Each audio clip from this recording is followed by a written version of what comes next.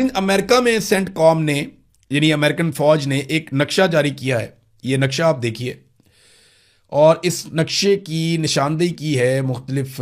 حلقوں نے، اور انہوں نے یہ بتایا کہ کلیش رپورٹ نے بھی اس کے بارے میں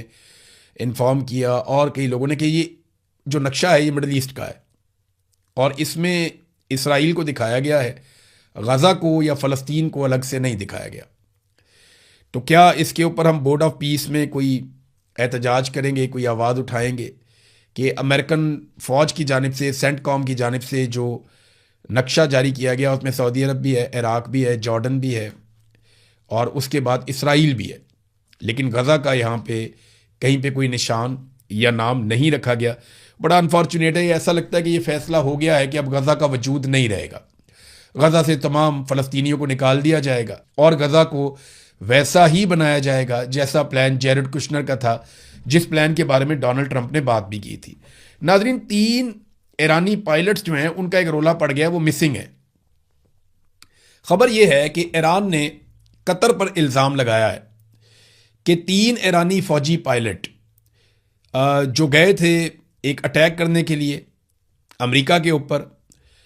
امریکی جو تنصیبات ہیں ان کے اوپر وہ اٹیک کرنے کے لیے گئے تھے،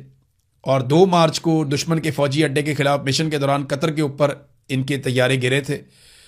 اور یہ ایران کی جانب سے پہلی بار عوامی سطح پر اس بات کی تصدیق کی گئی ہے کہ وہ جو 3 پائلٹ ہیں وہ زندہ ہیں، اور انہیں قطر نے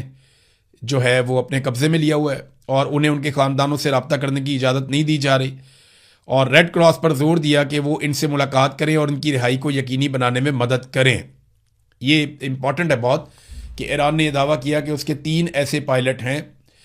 جب وہ امریکن تنصیبات کے اوپر اٹیک کر رہے تھے تو وہ پائلٹ ان کے وہاں پہ قطر میں ان کے ایئر کرافٹ گرے، اور وہ وہاں پہ اتر گئے اور انہیں پکڑ لیا گیا، اور وہ اب قطر کی حراست کے اندر ہے اور وہ ان کے قبضے میں ہے، لیکن ان کی خاندان سے اور کہیں پہ رابطہ نہیں کروایا جا رہا. قطر اس کے بارے میں کیا کہتا ہے، ایک آدھے دن میں موقف آئے گا، ہم آپ کے ساتھ شیئر کریں گے. اب تک لیے اتنی، اپنا خیال رکھیے گا، اپنے چینل کا بھی. اللہ حافظ.